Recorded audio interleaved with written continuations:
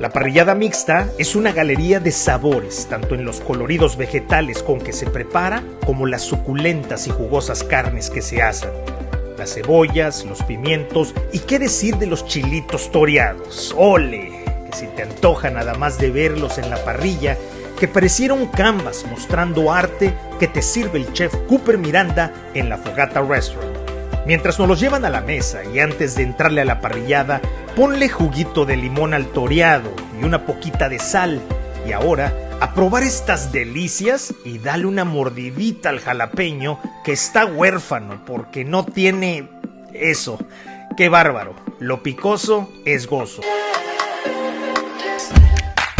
Esto es Flavors del Paladar.